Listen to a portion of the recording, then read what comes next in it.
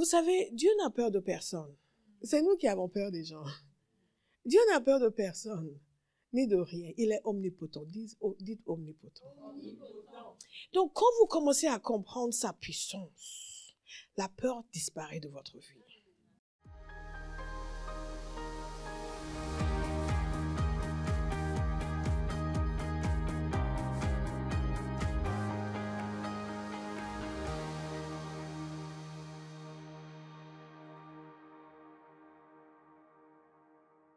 Le psaume 100 nous dit ceci: poussez des cris de joie en l'honneur de l'Éternel, habitant de toute la terre. Servez les... Je vois que ça ne vous fait rien. Vous n'avez pas encore commencé à écouter. Cette année, nous sommes une maison prophétique. Ce qui veut dire que nous sommes vivants. Cette année, vous venez vivants. Alléluia. Donc, ce verset dit: poussez un cri de joie à l'Éternel. Habitant de toute la terre, donc c'est sûr que vous êtes concernés. Servez l'Éternel avec joie. Venez avec allégresse en sa présence. Sachez que l'Éternel est Dieu. C'est lui qui nous a fait et nous lui appartenons. Nous sommes son peuple, le troupeau dont il est le berger. Entrez dans ses portes avec reconnaissance, dans ses parvis avec des chants de louange. Célébrez-le, bénissez son nom, car l'Éternel est bon. Sa bonté dure éternellement et sa fidélité et sa fidélité de génération en génération. Et j'ai utilisé ce passage dans mon nouveau livre Grand Dieu. Alléluia. Et j'ai listé un certain nombre de choses qui nous est dit de faire. Je ne vais pas vous lire cela, vous pouvez regarder vous-même, tout est dans ce psaume. Mais il nous invite à la louange. Il nous invite à la célébration. Il nous invite à pousser des cris de joie. Pas juste parce que nous sommes bien, mais pour honorer Dieu. Donc des cris de joie honorent Dieu. Amen. Alléluia. Amen. Pousser des cris de joie pour l'honorer. Et il nous invite à le servir avec joie. Amen. Pour tous les gens qui en 2022 ont murmuré dans le service, se sont plaints en le servant. Vous êtes en train de contredire la parole de Dieu. Donc dites à quelqu'un: serre-le avec joie. Serre-le avec joie. Nous décidons de le servir avec joie. C'est un choix de servir avec joie. Ce n'est pas parce qu'on sent toujours la joie. Certaines instructions ne nous donnent pas la joie, mais on décide d'être joyeux. Alléluia. Quand vous apprenez à ne pas vous soumettre à vos émotions, vous allez dominer dans la vie. Les gens qui sont soumis à leurs émotions sont facilement manipulés par Satan. Satan va juste leur rappeler un souvenir désagréable. Paf, ils sont de nouveau plombés. Dès qu'il voit qu'ils commencent à se relever, il va pousser quelqu'un à leur dire quelque chose de méchant. Et la personne va le dire. Et paf, ils sont de nouveau plombés. Parce que leur Dieu, c'est leurs émotions. Mais quand votre Dieu est l'Éternel, vous allez le servir avec joie. Vous allez choisir de ne pas être plombé même quand vous le sentez. Pourquoi? Parce que Dieu mérite qu'on le serve avec joie. Dieu mérite mieux que des serviteurs qui tirent la tronche, comme on dit en bon français. Alléluia. Donc, puisqu'il dit habitants de toute la terre, nous savons que nous sommes concernés. Donc, il dit de le servir avec joie et de venir avec allégresse en sa présence. Des fois, je lis des passages comme ça et on se dit, mais est-ce que le Seigneur sait que nous sommes sur terre et que la vie est dure? Et qu'il y a des gens désagréables sur la surface de la terre. Est-ce que vous avez remarqué? Mais Dieu semble penser que nous pouvons dépasser tout cela. Qu'il a mis des capacités en nous de dominer quelles que soient les circonstances. Et même quand les choses sont désagréables, les gens sont désagréables, nous pouvons toujours fonctionner dans la joie et dans l'allégresse. Donc il dit, venez avec allégresse dans sa présence. Il dit, venez en vous lamentant parce que la vie est dure, les gens sont méchants. Non, venez avec allégresse. Je ne sais pas si vous êtes là ce matin. Vous pensez que je suis venu prêcher à moi-même? Je sais déjà ce que je vais vous enseigner. J'ai passé beaucoup de temps à préparer ce message et à me réjouir en le préparant. Parce qu'au fur et à mesure que je méditais, Dieu devenait de plus en plus réel. Les Father! Et j'ai appris en chant dernièrement, en chant nigérien, c'est en pidgin, et les Camerounais comprendront. Mais je n'ai pas vraiment appris, j'ai juste appris le début. Et je n'ai pas arrêté de le chanter. Et ce chant dit, Daddy we de pampa, Daddy, way they bless.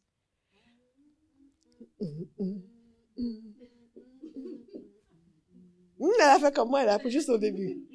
Il dit, papa qui te gâte. Papa qui te bénit. Donc, de temps en temps, quand je veux juste, vous savez, il y a un mot en anglais, serenade. C'est le chant qu'un amoureux chante pour son amoureuse. Un peu comme Roméo et Juliette, vous comprenez? Serenade. Je me dis, Daddy, way they pampa. Daddy, way they bless. Et je sens le Seigneur, son cœur est réjoui. Venez avec allégresse. Amen. Venez avec allégresse. Amen. Prenez la décision qu'en 2023, rien ne va vous ôter votre sourire. Amen. Et que personne ne va vous ôter votre sourire. Amen. Alléluia. Venez avec allégresse en sa présence. Et il y a une raison pour cela. Parce que les gens ont dit, oui, mais est-ce que vous savez ce que je vis? Est-ce que vous savez ce que je vis? Mais il y a une raison supérieure à ta détresse qui mandate ta joie. Il y a une raison supérieure à tes problèmes qui exige ta joie. Et cette raison, c'est ce que le psalmiste nous donne ici. Il dit aussi, sachez que l'Éternel est Dieu. Sachez que l'Éternel est Dieu. En d'autres termes, si vous savez réellement que l'Éternel est Dieu, vous viendrez avec allégresse dans sa présence. Vous lancerez des cris de joie, quelles que soient les circonstances. Je déclare sur vous qu'en 2023, les cris de joie ne vont jamais disparaître de votre bouche. Hey! Hey! Que les chants d'allégresse seront toujours au rendez-vous.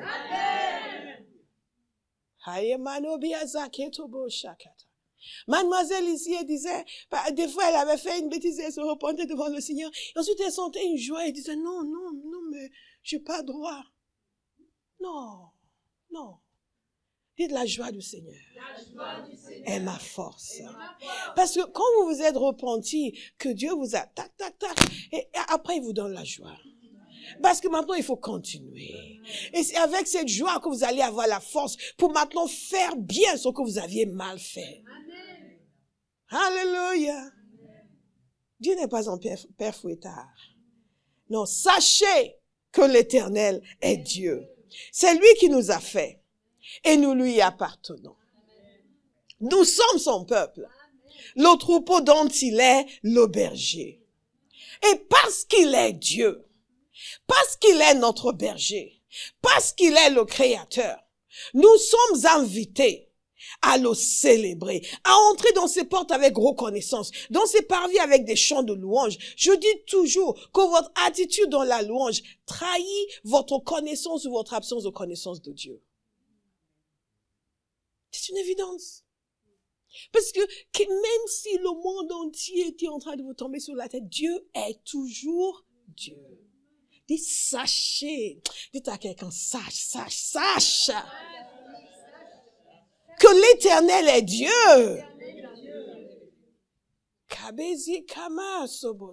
Cette année, petit, tu vas savoir que l'Éternel est Dieu. Amen. Alléluia. Amen. Il va se révéler à toi. Amen. Sache que l'Éternel est Dieu. Amen. Sache que l'Éternel est Dieu. Amen. Sache que l'Éternel est Dieu. Amen. C'est lui qui nous a fait. Nous lui appartenons. Je vous disais tout à l'heure que parfois les gens sont en train de faire cours les classes pendant la louange et ils vous regardent comme ça. Moi, le malheureux, il connaît pas Dieu. Certains d'entre vous, vous êtes gênés et vous devez, non. Je sais, c'est lui qui m'a fait. Le souffle, la respiration, mon existence, c'est grâce à lui. Donc, si ça te dérange que je le loue, tu souffres d'un manque de révélation. And I just feel sorry for you. Poor thing doesn't know Jesus. Quand ils ont commencé à chanter tout à l'heure, Amazing Grace, how sweet the sound that saved a wretch like me. I once was lost, but now I am found. J'étais perdu, mais maintenant. Woo! Et quelqu'un peut chanter. I Oh, non, c'est que tu ne sais pas que tu étais perdu. Donc dites à quelqu'un, sache que l'Éternel est Dieu. Que cela soit votre quête cette année. Pour le connaître. Pour le connaître. La plus grande maladie dont peut souffrir un être humain et dont souffrent beaucoup de chrétiens, c'est qu'ils ne connaissent pas Dieu. Et que ça les intéresse même pas de le connaître. Ils veulent juste qu'il leur donne ça, qu'il leur donne ça, qu'il leur donne ça, qu'il s'occupe de ça, qu'il tue leur grand-mère qui est sorcière. Et ainsi de suite. Et qu'ils répondent à leurs prières, qu'ils montrent à bien qu'elle n'est pas la sœur qu'ils a chanté ici et qu'ils réussissent leur vie, qu'ils accomplissent leur destinée. Il y a des gens qui veulent accomplir leur destinée aux dépens de Dieu. Non, connaître le Seigneur. Dites ça, je veux savoir que l'Éternel est Dieu. Et je n'ai même pas encore commencé mon message. Mais nous continuerons l'après-midi. Et la semaine prochaine. Et la semaine d'après. Nous avons l'année pour connaître Dieu.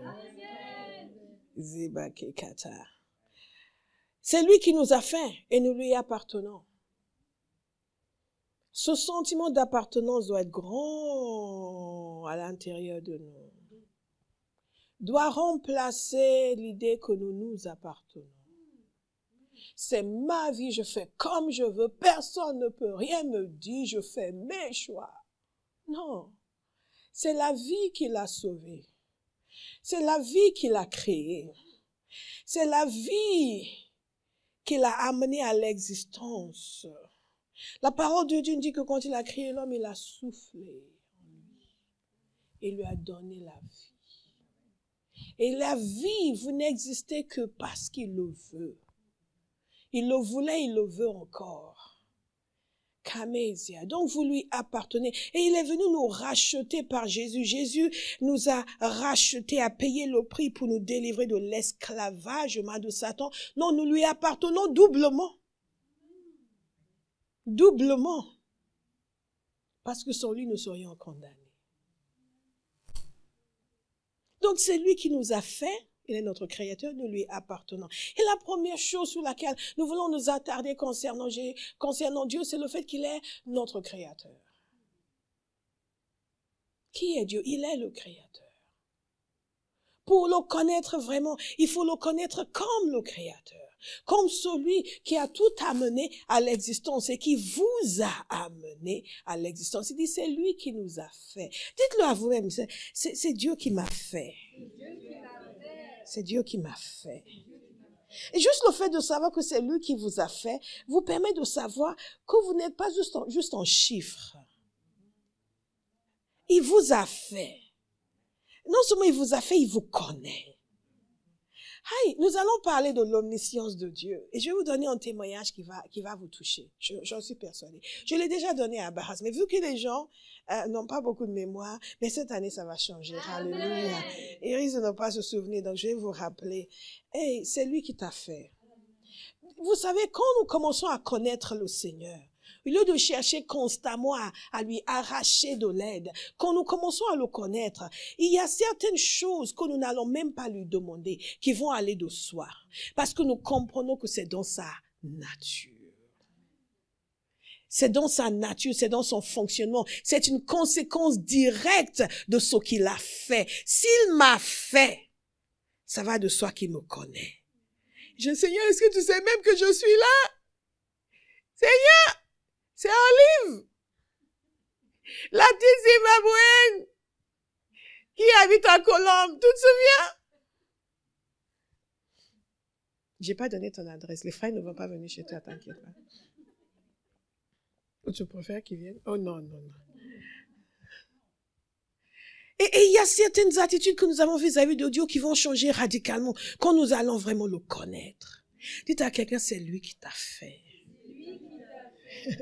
C'est lui qui t'a fait. Je ne sais pas, tu es peut-être arrivé dans un petit village de Haïti où tout le monde disait, hey, vous avez encore eu un enfant? N'en avez pas eu assez et toute votre enfance, vous avez entendu dire que c'est l'enfant qui n'aurait pas dû venir. C'est l'enfant qui est venu tardivement. C'est l'enfant que tout le monde ne pensait pas voir. Et vous avez pensé que vous êtes juste là par hasard. Mais la parole de Dieu nous dit c'est lui qui nous a fait. C'est lui qui nous a fait. C'est lui qui nous a fait. Ce qui veut dire qu'il a une place pour vous.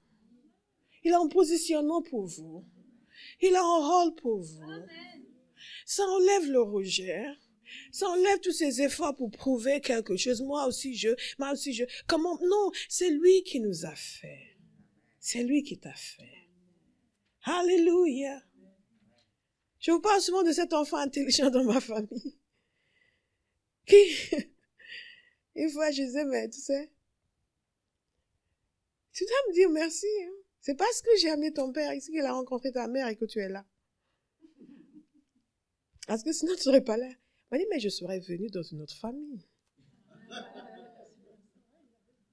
Il a compris que c'est Dieu qui l'a fait. Sauf s'ils l'ont appelé, mais d'autres auraient pu l'appeler. Vous me suivez? Dites, c'est lui qui m'a fait. Et nous lui appartenons. Donc la conséquence du fait qu'il nous a fait, c'est que nous sommes sa propriété. Et ça règle beaucoup de choses pour des gens qui disent, oui, mais moi, ma vie, comment je vais la conduire? Mais c'est lui qui t'a fait. Et quand il t'a fait, lui avait quelque chose à cœur.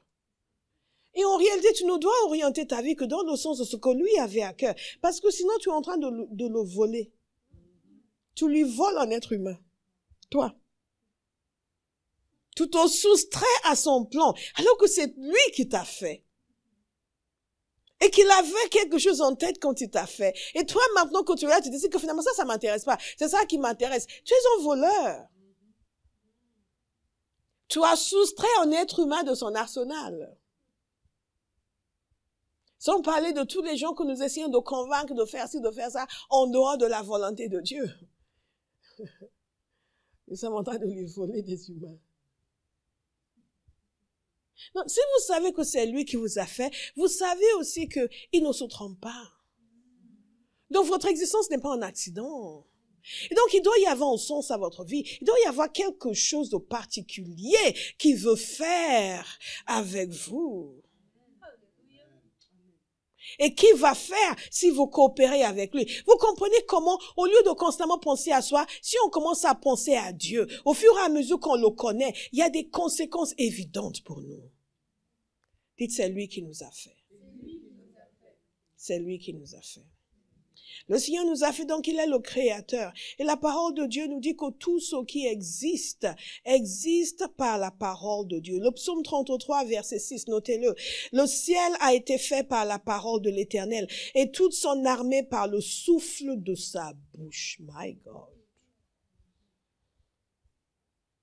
Et quand nous commençons à comprendre que c'est lui qui a tout amené à l'existence, nous ne sommes pas le fruit du hasard. Nous commençons à prendre la dimension de sa puissance et de sa capacité d'action. Lorsque nous avons fait le séminaire La foi victorieuse, l'après-midi, une des choses que j'ai partagées avec vous, c'était cette connaissance de Dieu qui doit être au cœur de toute entreprise et démarche de foi. Nous essayons de faire confiance à quelqu'un que nous ne connaissons pas. Donc nous avons des idées très vagues sur Dieu, on nous a beaucoup parlé de Dieu, nous avons une espèce de dépôt d'informations disparates sur Dieu. Et sur la base de cela, nous essayons de construire une vie de foi. Et nous nous demandons pourquoi nous ne tenons pas dans l'adversité. Pourquoi nous commençons quelque chose, nous nous arrêtons parce que nous n'avons pas le souffle pour continuer. Pourquoi les gens s'engagent et après ils se désengagent? Parce qu'ils n'ont plus la force et le courage de continuer. Parce qu'ils pensaient faire confiance à Dieu, mais en réalité ils faisaient confiance à une idée de Dieu. Et pas à une personne qu'ils connaissent réellement.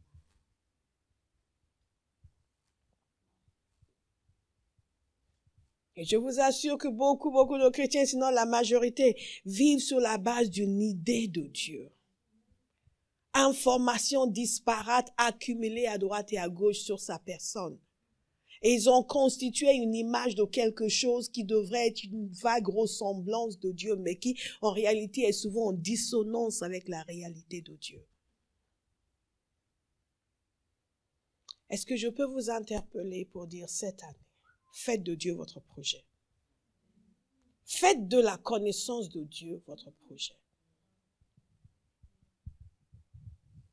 Et quand je parle de la connaissance de Dieu, je ne parle pas de l'intimité avec Dieu. L'intimité avec Dieu est un corollaire naturel de la connaissance de Dieu. Mais les gens cherchent l'intimité, mais ne connaissent pas Dieu. Donc, ils vont être intimes avec leurs sentiments dans la prière. Oh, ils vont ressentir quelque chose. Oh, le Seigneur, mais ce n'est pas Dieu du tout, c'est juste des émotions. Et ce qui nous amène beaucoup de gens, oui, en prière, le Seigneur m'a dit, le Seigneur vous les entendez, vous savez, ce n'est pas Dieu qui leur a parlé. Cherchons à le connaître. Et vous savez, ces méditations ne sont pas inutiles. Le problème que nous avons en tant que charismatiques, c'est que nous sommes trop portés sur les sensations et pas assez sur la vérité. Or, c'est la vérité qui est affranchie par les sensations. La rencontre avec la vérité peut provoquer des sensations, mais l'obsession avec les sensations obscurcit la vérité.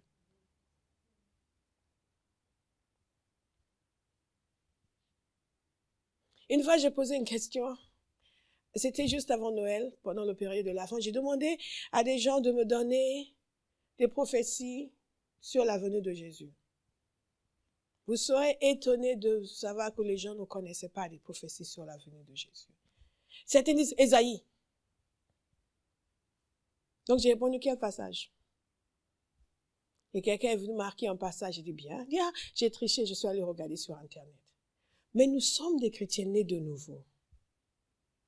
Vous comprenez? Sur quoi donc est basée notre foi? Quelle est la révélation de Jésus que nous avons?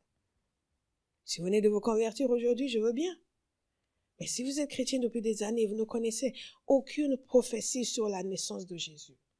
Sur quoi est-ce que vous basez votre foi? La connaissance de Dieu. La connaissance de Dieu. L'obsession avec la vérité. Notre foi est basée sur la vérité, pas sur ce que nous avons ressenti quand le pasteur a prié pour nous. Qu'est-ce que vous savez de Dieu? Donc, il est le Créateur. Tout existe par lui, pour lui. Quand vous prenez conscience du fait qu'il est le Créateur, la conscience de sa puissance va vous pénétrer. Donc, quand celui qui est le Créateur, maintenant vous souffle quelque chose, vous communique un verset particulier pour votre vie, vous n'avez pas à vous poser des questions sur sa faisabilité. Parce que s'il y avait un problème sur sa faisabilité, vous ne pourriez même pas marcher sur cette terre qu'il a créée. Vous aurez toujours l'impression que la terre va s'ouvrir sous vos jambes. Vous n'allez même pas pouvoir vous venir dans un endroit comme celui-ci. Parce que si Dieu n'est pas capable de créer correctement la terre, on ne peut pas croire aux êtres humains qui vont construire des immeubles. Ça va s'effondrer du jour au lendemain. Et on sait qu'il y a des immeubles qui s'effondrent. Mais on n'y pense jamais, on entre dans un immeuble tranquillement. Pourquoi? Parce qu'on connaît l'expertise des gens qui font ce genre de choses, du moins dans certains pays. Mais même dans les pays où les immeubles s'effondrent continuellement, les gens ne se posent toujours pas la question. Ils ne se disent pas, je ne sors pas de ma maison, les immeubles s'effondrent. Non, ils continuent. Pourquoi? Il y a une connaissance. Quelqu'un va connaître Dieu cette année. Amen. Au point où tout ce que Dieu veut va vous sembler raisonnable, normal. Parce que quand vous savez qu'il est le Créateur, et ensuite, pasteur vient dire, et vous savez que c'est vrai que Olive, Dieu a dit, c'est toi qui vas aller, tu dois partir la semaine prochaine, tu vas commencer une œuvre à Besançon. Est-ce que vous savez qu'Olive va dire, eh bien, évidemment, si Dieu l'a dit, il est le Créateur. Il peut tout amener à l'existence. S'il a amené cette terre à l'existence, s'il a amené les planètes à l'existence, s'il a donné le souffle à tout ce qui existe, y a-t-il quoi que ce soit d'autre difficile pour lui? Donc dites à quelqu'un, arrête d'être si obsédé par toi-même. Deviens obsédé par Dieu. Alléluia. Si vous deviez dire à quelqu'un, si tu vas rendre visite à Pasteur Bola, fais attention à même tenter parce qu'il n'y a pas de thé chez elle. Ils vont te dire, oh, je la connais. Je la connais. Cette année, c'est comme ça que vous allez rire. Amen. Quand les gens vont vous dire que des choses sont des impossibilités, vous allez rire. Amen. Mais je connais Dieu. Amen. Mais je connais Dieu. Amen. Mais je connais Dieu. Amen. Mais je connais Dieu. Amen. J'ai dit, oui, mais moi j'étais comme ça. Non, tu n'étais pas comme ça. Tu disais ces choses, mais tu ne le connaissais pas vraiment. Alléluia. Nous avons tous été dans des situations où nous avons eu beaucoup d'assurance et après, nous nous sommes rendus compte qu'en fait, nous avons parlé de façon hâtive. Et qu'en réalité, nous ne connaissions pas Dieu. Non seulement nous ne le connaissions pas, nous ne connaissions pas vraiment sa volonté. Nous avons juste exprimé nos désirs avec beaucoup de force. Ce ne sera pas votre témoignage cette année. Donc, il nous dit ceci. Le ciel a été fait par la parole de l'Éternel. Méditez là-dessus. Prenez le temps de temps en temps. Nous avons parlé de cela lorsque j'ai enseigné sur le psaume 111 et d'où est sorti le livre Grand Dieu. Nous avons parlé de l'œuvre de Dieu dans la nature. L'œuvre de Dieu manifestée dans la nature, sa création. Et du fait que nous devrions nous arrêter de temps en temps et juste regarder tout ce qu'il a créé et dire, mon Seigneur, et mon Dieu, tu es infiniment grand, revêtu de splendeur, recouvert de majesté. Et juste l'adorer sur la base de ce qu'il a fait. Pourquoi nous partageons les témoignages? Parce que nous voulons que nous voyons comment Dieu crée des choses dans la vie des gens. Parce qu'il continue son œuvre de création en créant des choses dans nos vies. On continue. On continue. Une des premières veillées que nous avions faites, il y avait une femme qui s'était cassé la jambe. La jambe, les os, c'est ça? C'était une fracture. Et Dieu a guéri la fracture. Amen. Vous vous rendez compte? En live, hein? Et évidemment, elle n'y croyait pas. Parce que elle disait qu'elle allait, la douleur allait s'estomper, elle allait se sentir mieux. Mais une fracture. Sa jambe est redevenue normale. Quelque chose qui était manquant, il a créé. Il a créé. Quel que soit ce qui manque dans votre vie, Dieu va le créer. Amen. Dis, Dieu va le créer. Dieu va le créer. Dieu va le créer. Dieu va le créer. Tout ce qui est conforme à sa volonté. Amen. Pour les frères qui sont là, il ne va pas vous créer une deuxième épouse. Entends. Il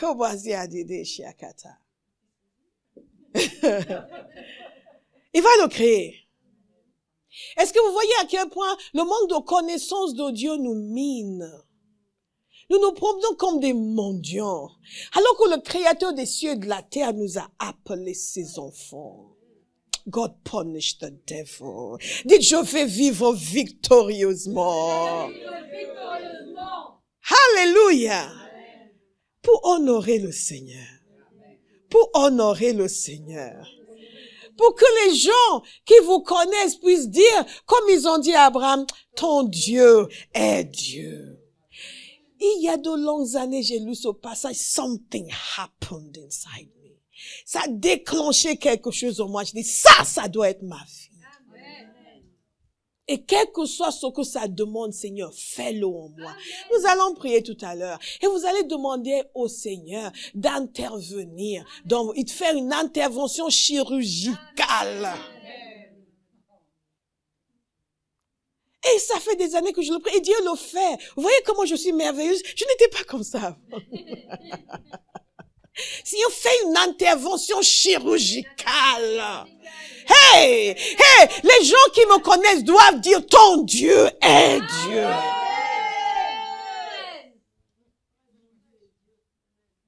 C'est pas juste, donne-moi plus d'argent, donne-moi plus de maisons. Il vous donnera tout l'argent qu'il vous faut, toutes les maisons qu'il vous faut, parce que ça le glorifie. Et Dieu n'est pas pauvre. Pourquoi il voudra que ses enfants soient pauvres? Je comprends tous ces apôtres de la pauvreté. Bah, je sais où ils peuvent aller vivre, hein, s'ils aiment la pauvreté. Il y a des endroits où la pauvreté est écrite sur les visages. Ils peuvent aller là-bas, s'installer. Tous ces gens qui vivent dans le confort aux États-Unis et qui prêchent la pauvreté. Vous ne connaissez pas la pauvreté. Si vous connaissiez la pauvreté, vous n'allez pas prêcher la pauvreté aux chrétiens. Tu les vois dans leurs belles voitures et ils prêchent la pauvreté. Je dis, mais est-ce que vous savez ce que c'est la pauvreté, vous, là?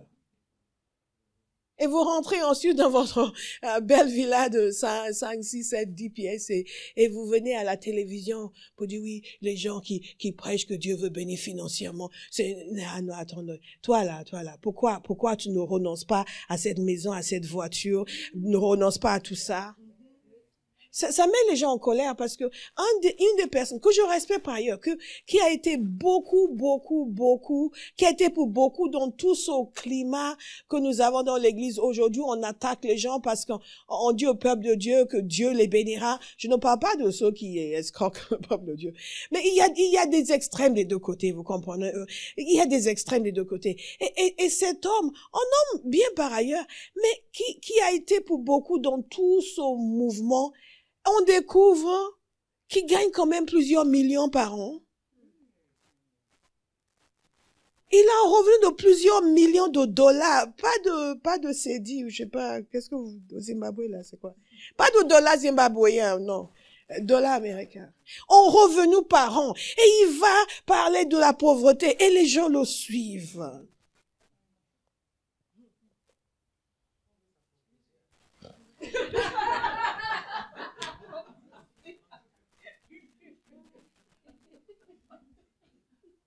Quand on connaît Dieu, on peut être équilibré.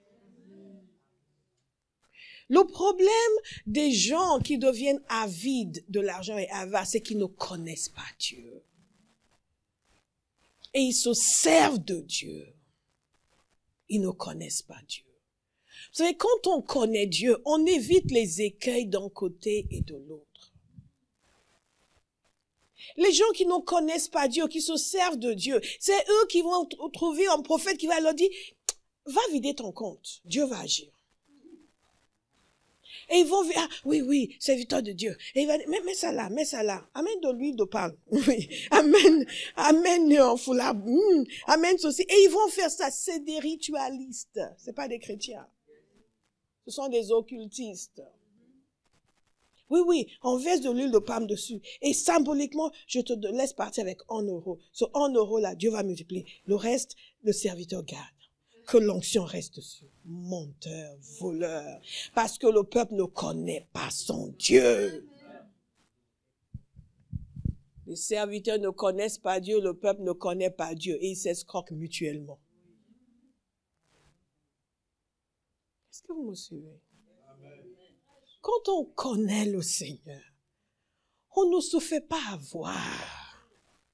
Quand on connaît le Seigneur, on sait quand il faut donner, on sait quand il faut semer, on est fidèle avec sa dîme, on sait que c'est entre soi et Dieu. Et parce que les gens ne veulent pas connaître Dieu, ils veulent des sous-traitants de la prière. Parce qu'ils sont trop paresseux pour prier. Et quand vous leur dites, voilà comment vous faites, non mais servante, vous pouvez pas prier, vous. Les gens, même dans cette église, les gens qui viennent, qui disent, oh, vous êtes tellement proche de Dieu, on veut être comme vous. Et moi, je dis, bon, vous allez écouter tel, mais c'était, on n'est pas venu pour écouter des enseignements. Non, ils veulent juste, abracadabra, zoda, choka! Et ils tombent, et tout d'un coup, ils connaissent Dieu.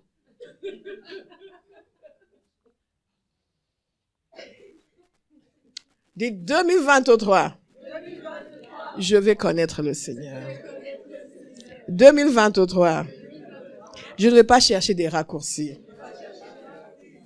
Alléluia. Ce qu'il faut savoir, c'est que Dieu n'est pas dupe. Il n'est pas stupide. Oh, il n'y a pas de jeu avec lui. Il faut que ce soit à sa manière. Dites à sa manière. Quelqu'un va décider. Ma vie va être un chant de louange. Les gens qui me connaissent vont dire ton Dieu est Dieu. Est-ce que vous êtes d'accord? Vous savez, on est encore sur le Créateur. Et j'ai 10 points. Mais on a l'année. Vous êtes pressés, vous? On veut connaître le Seigneur. On veut méditer sur Dieu. On veut s'attarder sur sa personne. On veut se réjouir en lui. On veut se délecter de la pensée de Dieu. Alléluia. Le psaume 104, regardez dans le psaume 104. Il y a beaucoup de choses intéressantes ici. Il est long ce psaume, donc je ne vais pas tout lire, mais je vais lire une bonne partie. Et nous allons savourer ensemble ce qu'il dit sur le Seigneur. Je prie que cette année, à chaque fois que vous entendez parler de Dieu, votre cœur se réjouisse. Que votre plaisir se trouve dans la pensée de l'Éternel. Alléluia. Vous êtes dans le psaume 104. Quelqu'un veut connaître Dieu cette année? La plus grande joie que moi j'ai en tant que servant de Dieu, c'est de voir des gens qui connaissent le Seigneur. Je suis contente quand vous recevez des bénédictions. Je suis contente quand vous avez un nouveau poste, vous lancez une entreprise. Je suis contente pour vous. Mais je suis vraiment comblée quand je vois des gens devenir amoureux de Dieu. Les voir aimer Jésus. My God. Hey! It's fire. Bénis l'Éternel, mon âme. Éternel, mon Dieu, écoutez bien, tu es infiniment grand. Infiniment grand. Tu es revêtu de splendeur et de magnificence. L'Éternel s'enveloppe de lumière comme d'un manteau. My God. Il étend le ciel comme une tente. Méditez sur cette image. Que Dieu étend le ciel comme une tente. Et vous regardez le ciel, vous êtes, wow, regarde tout ça. Oh, mère nature, mère nature. Et vous regardez tout ça, wow. Et la parole de Dieu nous dit que Dieu étend le ciel comme une tente. Et quand vous méditez sur cela, vous commencez à me dire, oh mon Dieu, tu es infiniment grand. Tu es infiniment grand. Est-ce que nous pouvons le dire ensemble? Tu es infiniment grand. Tu es infiniment grand. Tu es infiniment grand. Infiniment grand. Infiniment grand. Infiniment grand. Infiniment grand. Quand j'étais gamine, je pensais que mon père était infiniment sage. Je lui accordais de l'omniscience. Pour moi, il savait tout. Quelle que soit la question, tu me poses une question, je ne me pose pas de question. Je suis sûre que je vais demander à mon père, Daddy will tell me. Daddy, where they pampa. Daddy, where they bless. C'est cette certitude. J'étais adolescente avant de savoir qu'il ne savait pas tout. C'était un choc. Alléluia. Quelle que soit la question politique, tout. So daddy, what about this war in Eritrea? Et il me racontait la genèse de la guerre en Érythrée, pourquoi ceci et pourquoi cela. Et quand c'était, mais why is Mandela still in prison? Il me racontait, oui, comment cela a commencé. Et donc tout, why this? Peut-être que je ne posais pas des questions trop compliquées, je ne sais pas. Mais il y a une certitude que nous avons quand nous connaissons une personne. C'est ce que Dieu veut nous communiquer. Que nous arrêtions de labourer dans la vie. Que nous arrêtions de nous dépatouiller. Que nous arrêtions d'essayer de croire. dit, tu étends le ciel comme une tente. Tu es infiniment grand. Et si au lieu de chercher un prophète qui va verser du sel et de l'huile de palme sur votre tête, vous décidez de vous attacher à la parole de Dieu, à dire, tu es infiniment grand, tu étends le ciel comme une tente. Qui est capable de faire ça? Et vous regardez le ciel et dites, Dieu étend cela comme une tente. Saint-Esprit, aide-moi. Viens au secours de mon ignorance. Vous allez progresser dans la connaissance de Dieu. Amen. S'il y a une chose que Dieu aime, c'est les gens qui s'intéressent à lui. Et s'il y a une chose que Dieu ne trouve pas assez, c'est les gens qui s'intéressent à lui. Et tu déploies, tu étends le ciel comme une tente. Et il étend le ciel comme une tente. Et ensuite, il construit sa demeure au-dessus de l'eau. Il fait des nuages son char. Il s'avance sur les ailes du vent. Il fait des vents ses messagers. What? Des éclairs ses serviteurs. Au verset 5. Disons qu'il est créateur, n'est-ce pas? Il a établi la terre sur ses fondements. Elle ne sera jamais ébranlée. C'est lui qui a établi la terre sur ses fondements.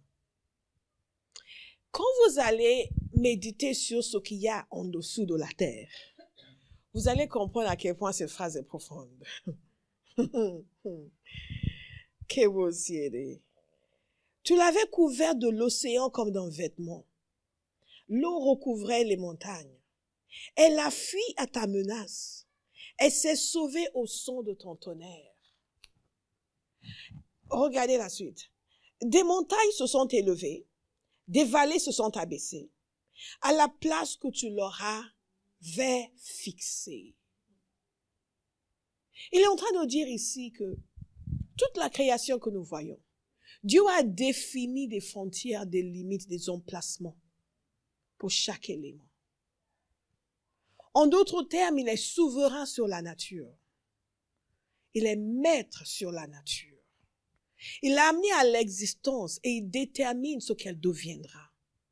Méditez sur cela. Méditez sur cela. Dites qu'il est créateur.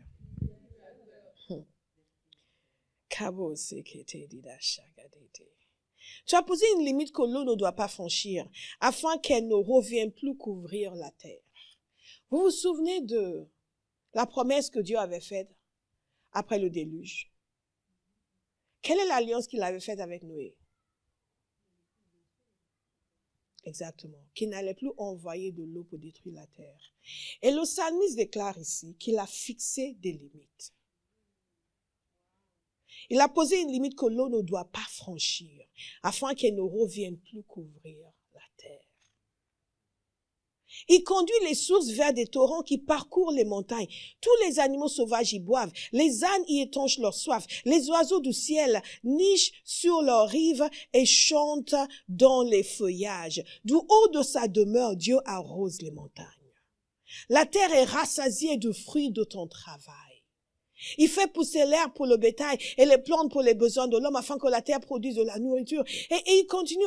Et donc, dans tout ce passage, il va parler de ce qui existe aujourd'hui comme étant toujours l'œuvre de Dieu.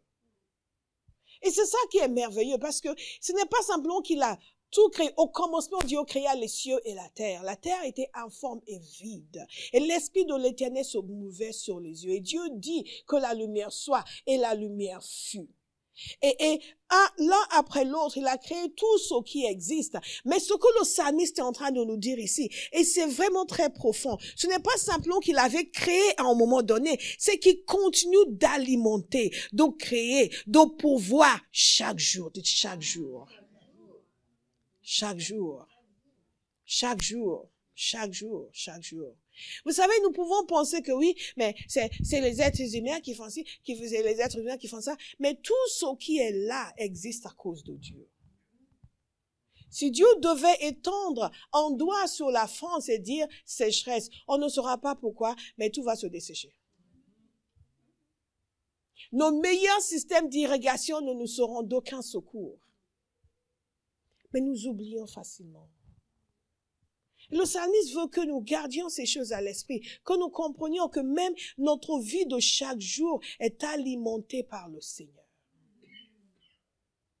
Même la végétation, même les montagnes, même les animaux, combien même Dieu va faire le nécessaire dans ta vie, enfant de Zimbabwe.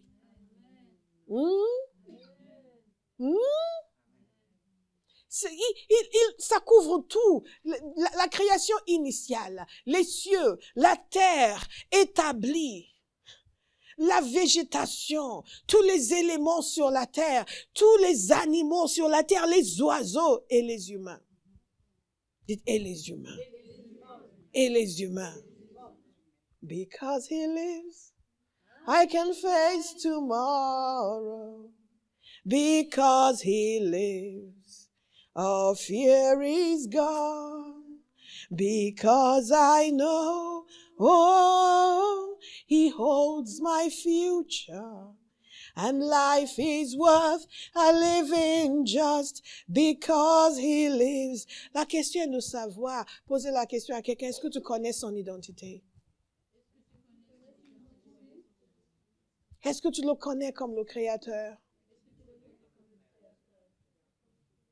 Est-ce que tu as pris la mesure de ce que cela implique?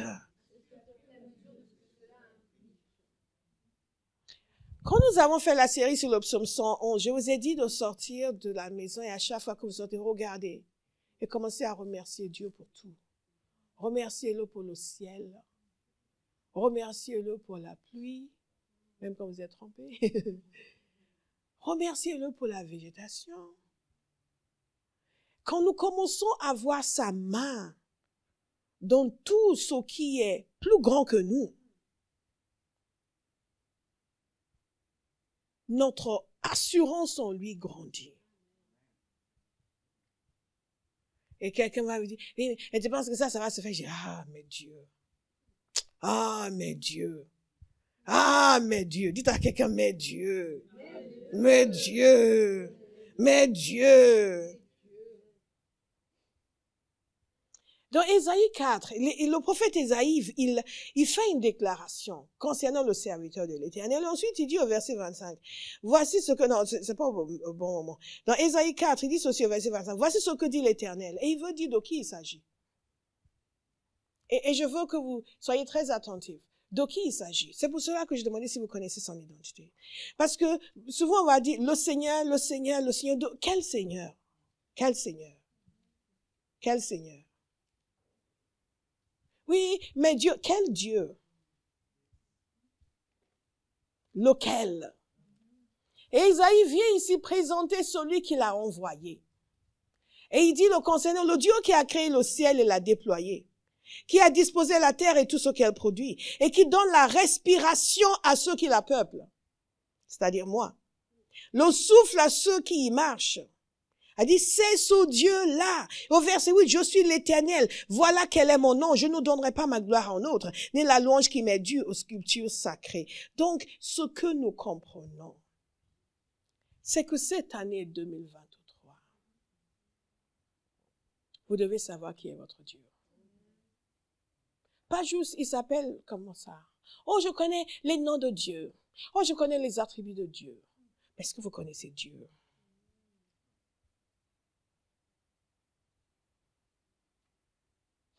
Cette année, nous allons le connaître comme le Créateur. Donc, nous allons le laisser créer tout ce qu'il a envie de créer. En nous, pour nous et à travers nous. Nous allons le connaître comme celui qui est omnipotent. Omnipotent qui veut dire tout puissant. Qui veut dire all powerful. All powerful. Qui veut dire all powerful. Et nous allons le connaître comme celui qui est omnipotent. Parce que le fait qu'il soit créateur est déjà révélateur de son omnipotence. En d'autres termes, il ne connaît aucune limite, aucune difficulté, aucune limite infranchissable,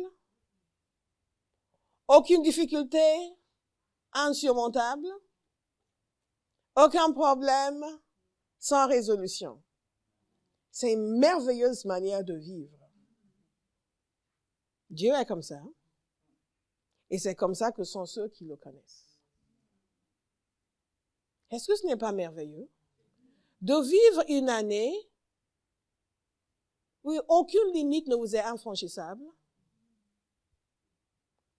aucune difficulté ne vous est insurmontable et aucun problème ne reste sans solution? C'est ce que nous voulons.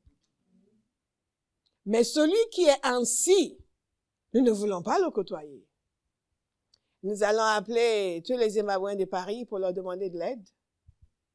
Et vu que les gens nous aiment tant que nous ne leur demandons rien, tout d'un coup, la liste de ses amis va se rétrécir.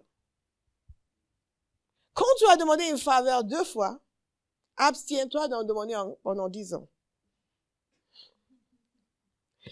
Parce que si tu demandes une 3e, la 5e, elle dit, mais quand même, je vous dis, c'est pas l'année dernière qui m'a demandé ça, il m'a demandé ça. Mais avec Dieu. Avec Dieu. Avec Dieu. Avec Dieu. Avec Dieu. Hey, qui va connaître le Seigneur cette année? Cherchez à connaître le Seigneur. Cherchez à connaître le Seigneur. Nous nous privons de trop de bonnes choses en restant éloignés de Dieu, en nous contentant juste de dire, donne-moi ça. Même si vous donnez tout ce que vous demandez, votre vie restera pauvre tant que vous ne le connaissez pas. Parce que la vraie richesse du chrétien, c'est Dieu lui-même.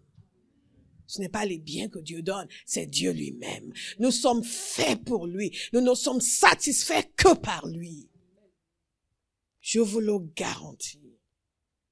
Nous ne sommes satisfaits que par lui. Donc, quand les gens vont créer des problèmes, parce que oui, ils ont refusé de me donner ça, ils pensent que c'est ça le problème. Si j'avais ça, ma vie serait meilleure. Et dès qu'ils l'obtiennent, ils sont de nouveau malheureux. Pourquoi? Parce que nous sommes faits pour Dieu, pas pour des choses. Nous sommes des êtres éternels. Nous sommes sur une terre de façon temporelle, mais nous sommes créés non pas pour fonctionner sur la terre, pour être satisfaits des choses de la terre. Nous sommes créés pour n'être satisfaits que de Dieu. Je vous le garantis. Pourquoi vous n'êtes pas tout le temps heureux? Parce que oui, c'est parce que je suis pas mariée. Dès que j'aurai marié, il y a des gens qui sont mariés qui sont malheureux. Oui, c'est parce que j'ai pas encore ma maison. Il y a des gens qui ont 10 maisons qui sont malheureux. Oui, mais c'est parce que mes amis sont pas gentils. Il y a des gens qui ont des amis qui sont très gentils qui sont malheureux. L'être humain ne trouve satisfaction que dans la communion étroite avec Dieu. Parce que c'est comme ça qu'il a été fait. Il n'y a pas d'autre moyen. Donc, quand on vient au Seigneur, parce que oui, maintenant que je suis au Seigneur, il va me donner ça, et je vais être béni. Il va vous donner tout ça, vous ne serez toujours pas totalement satisfaite. Parce que ce n'est pas tout ça qui est votre satisfaction. Votre satisfaction, c'est lui-même. Donc, laissez-le vous donner tout ce qu'il veut, mais surtout, ne soyez pas distraits par ce qu'il vous donne. Vous dire, maintenant que vous avez ça, vous êtes tranquille. Vous n'êtes pas encore tranquille. Hein? Alléluia. Dites omnipotent. Et nous allons terminer sur cela. Nous allons reprendre l'après-midi sur l'omnipotence de Dieu. Oh, thank you, Holy Spirit. Thank you, Holy Spirit. Parce que ce matin, je devais partager sur l'omnipotence et l'omniscience. C'est Kamadia. Mais nous n'avons fait que créateur. Mais est-ce que vous avez été bénis? Si nous ne faisons que ça, c'est plus que suffisant. Vous savez, vous dites, qui est dans votre camp? Votre force vient de celui qui est dans votre camp. Quand Dieu est dans votre camp, dans la vie, votre vie est sécurisée. Votre problème, c'est que vous ne savez pas ce que vous avez. Et vous ne connaissez pas celui qui est avec vous. Il est le Créateur. Qu'est-ce qui manque dans votre vie qu'il ne pourra pas créer? Si vous le connaissiez vraiment, et que lui, il trouve satisfaction dans votre vie, décidez que vous allez plaire à Dieu. On a déjà dit ici qu'il faut arrêter d'essayer de l'escroquer, n'est-ce pas? Mais vraiment lui plaire. Décidez, 2023, je vais plaire au Seigneur. Parfois, les gens se demandent, mais il se prend pour qui? Si vous saviez. Ouh! Chaque enfant de Dieu Le nombre d'anges disposés à se mettre à votre service. Et vous êtes là, ouais, moi, je suis tout seul ici, j'ai rien, j'ai personne, personne ne me vient en aide. Moi, je sais quelle vie, ça? On est juste là seul. Mais Dieu, qu'est-ce que tu sais, même que je suis ici seul? Et les gens se là, regarde, ils connaissent même pas Dieu. Read your Bible. Et c'est pour ça que des fois, les chrétiens pensent que le Seigneur ne leur répond pas. En fait, c'est qu'ils racontent trop de bêtises. Parce qu'ils ne lisent pas leur Bible. Et ils ne connaissent pas Dieu. Et ils disent le contraire. Ils disent, mais Seigneur, pourquoi tu m'as oublié? Et vous dites, les gens, je dis, mais quelle ineptie. Les êtres humains sont capables des pires horreurs. Que l'Éternel t'a oublié. Et tu dis ça, ça sort de ta bouche. Toi, sauvé par le sang de l'agneau, racheté, il t'a sorti du trou et il t'a oublié. Un jour, quand on va arriver au ciel, on va réécouter toutes les choses qu'on a dit. On a dit, aïe, vraiment, l'ignorance est une maladie.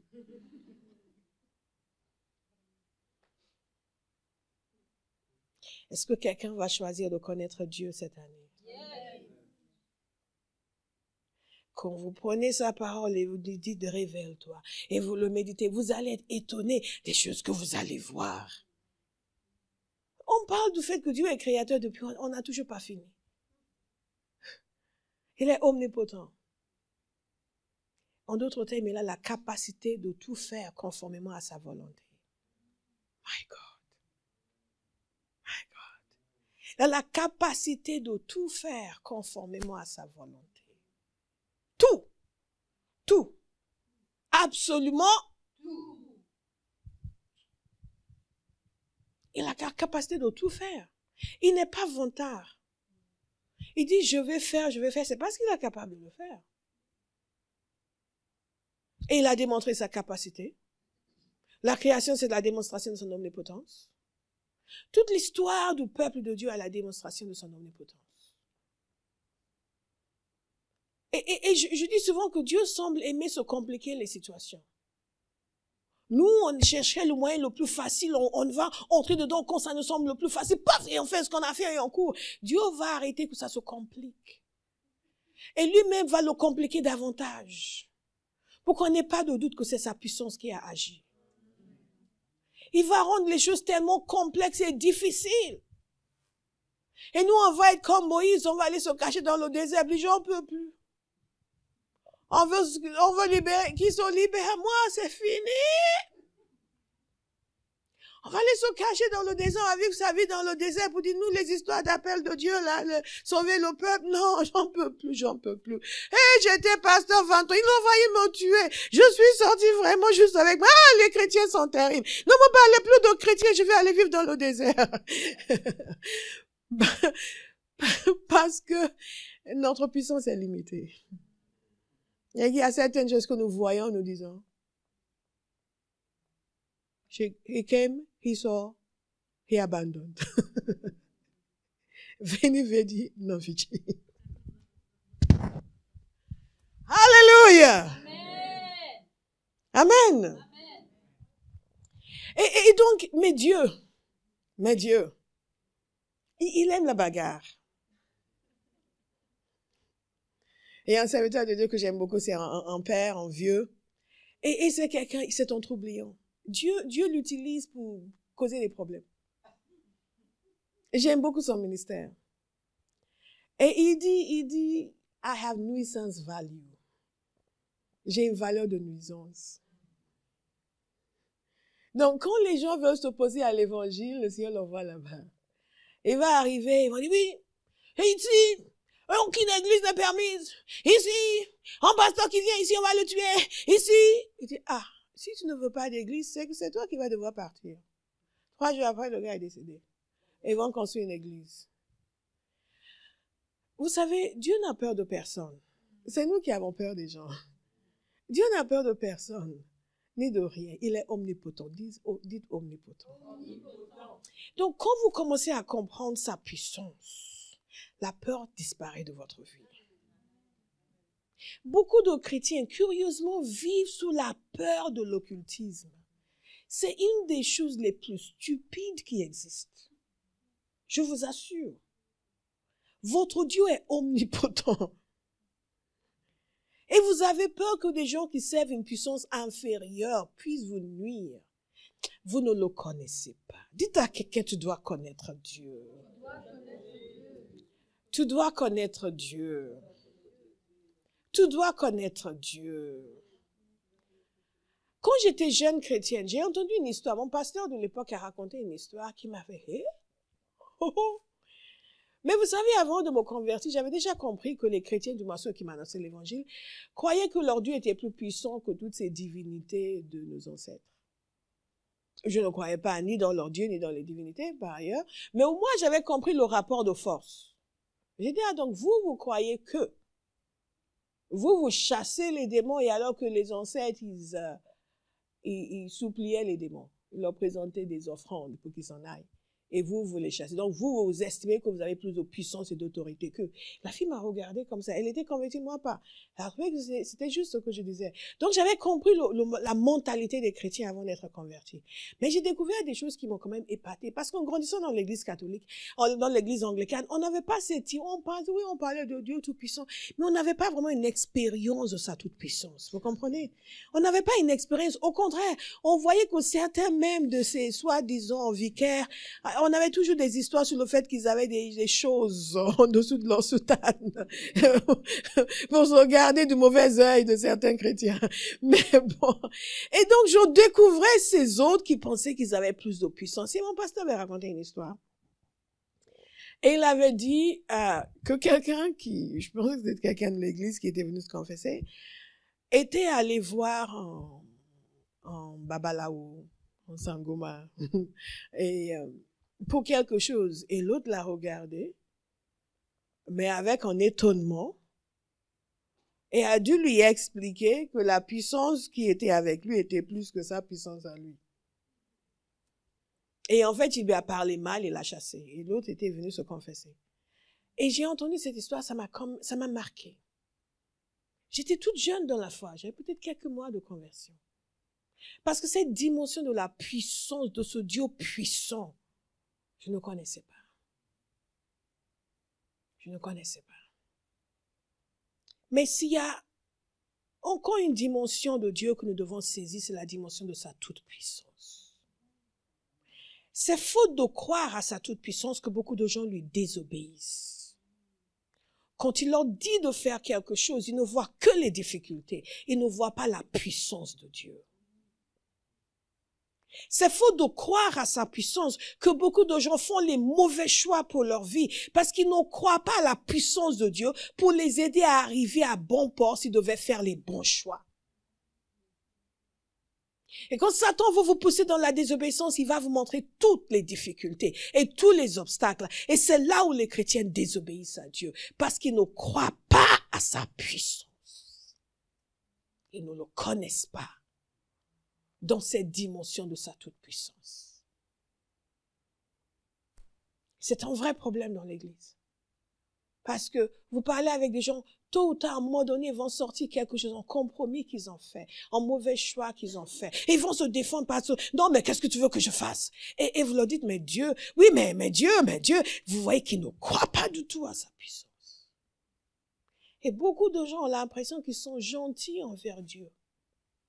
Parce qu'ils croient quand même en lui et ils le servent, en dépit du fait que lui n'a pas assuré.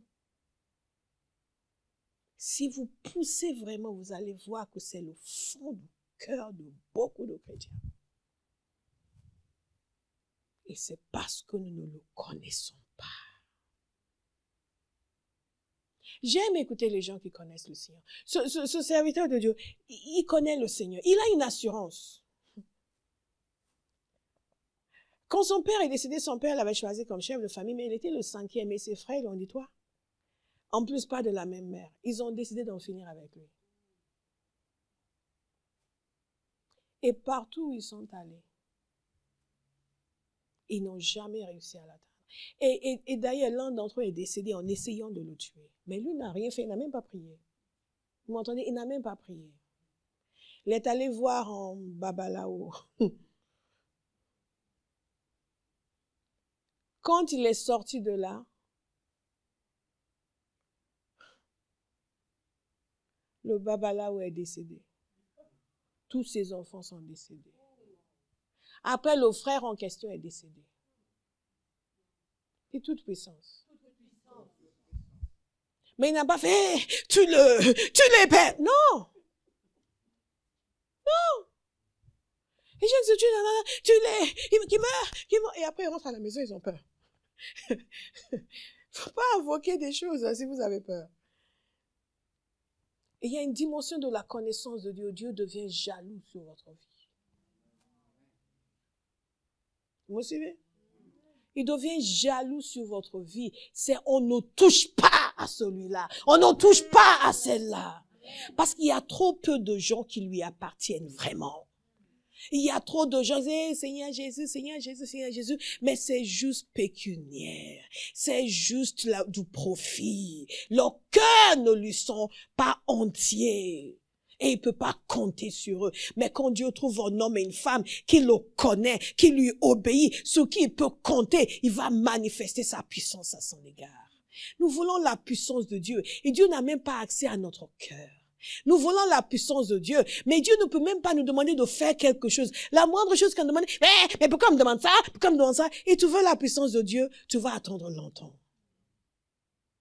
Vous comprenez, tout est à notre disposition. C'est à nous de décider. Qui va décider que cette année, je veux connaître le Seigneur? Et je veux le connaître. Et vous savez, dans le psaume 100, qu'est-ce qu'il dit? Servez l'Éternel avec joie.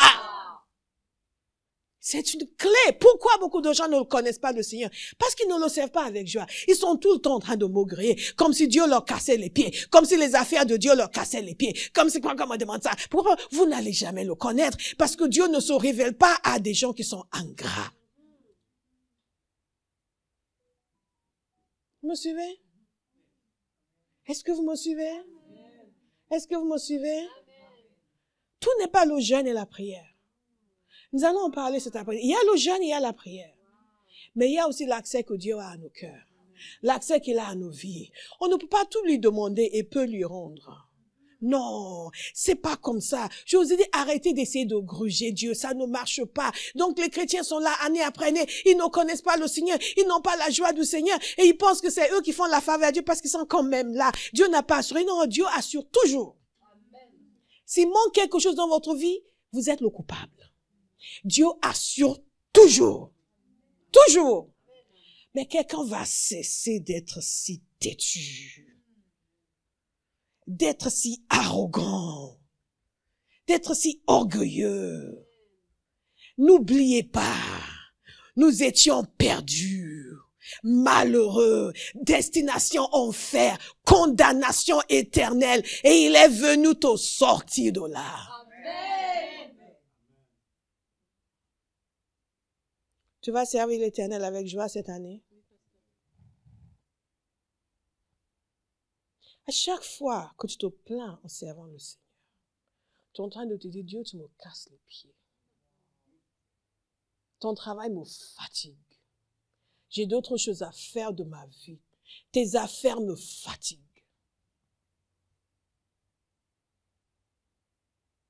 Maintenant, on comprend pourquoi les gens ne connaissent pas le Seigneur. Parce que, mais pourquoi, maintenant, bon, faut pas parler la louange encore, mais on a déjà fait des chants, faut encore chanter, mais tous les dimanches, les mêmes, je ne dis pas que tu dis ça, tu ne dis pas ça, je le sais, je donne l'exemple, mais, à chaque fois que vous faites ça, vous êtes en train de dire, Seigneur, tu me fatigues, tes affaires me fatiguent, ton église me fatigue. Après, vous dites, oh, je t'aime, Seigneur. Et les anges regardent, mais il est schizophrène, lui. Il est totalement schizophrène, lui. Tu viens de dire que nos affaires du royaume te fatiguent. Maintenant, tu dis, tu aimes où? Où? Manifeste ton amour par tes œuvres. Alléluia. C'est ce même serviteur qui était allé quand il venait de se convertir. Il y a des gens qui sont chrétiens depuis des années qui n'oseront pas faire ça. Qui est allé dans sa famille, qui est allé dire à son oncle, celui qui dominait sur tout le monde, qui avait des puissances, qui exerçait le droit de vie et de mort sur tout le monde. Il est allé lui dire, tu vois, maintenant je suis chrétien. Et le pouvoir a changé demain. Maintenant, c'est moi qui décide dans cette famille. Ah donc, vous arrêtez vos histoires. Papa Oedipo a fait la même chose quand il s'est converti. Il est allé dans la famille pour dire, vous là, vous qui tuez les gens ici, je viens vous informer que maintenant la puissance de Dieu est là. Donc, vous arrêtez vos histoires. Et ils ont tous arrêté leurs histoires. Dites puissance. Puissance. Mais aujourd'hui, on a des gens qui sont chrétiens depuis 20 ans. Ils disent, oui, mais j'ai pas ces démons de ma famille qui me poursuivent. C'est mais, come on. Quand j'ai découvert des idées, mais j'ai des problèmes. Je suis à quoi la pornographie? J'arrive pas. Comment ça, tu n'arrives pas? Dites toute puissance. Toute puissance. Toute puissance. Toute puissance. Dites toi, tu n'arrives pas, mais Dieu arrive. Amen. Dieu arrive. Dieu arrive. Tout puissant. Il peut tout faire. Et il va tout faire. Conformément à sa volonté. Dites-le encore, il peut tout faire. Et il va tout faire. Conformément à sa volonté. Il peut tout faire. Et il va tout faire. Conformément à sa volonté. Il peut tout faire. Et il va tout faire. Conformément à sa volonté. Mais est-ce que tu le connais? Quand vous le connaissez dans son omnipotence, il y a certaines choses qui vont venir vers vous, vous allez les regarder, mais vous venez où vous? Vous ne savez pas qui je suis. Et vous allez rire à gorge déployée. Allez-vous-en. Parce que vous le connaissez. Quelqu'un veut connaître le Seigneur? Nous allons nous lever, nous allons prier.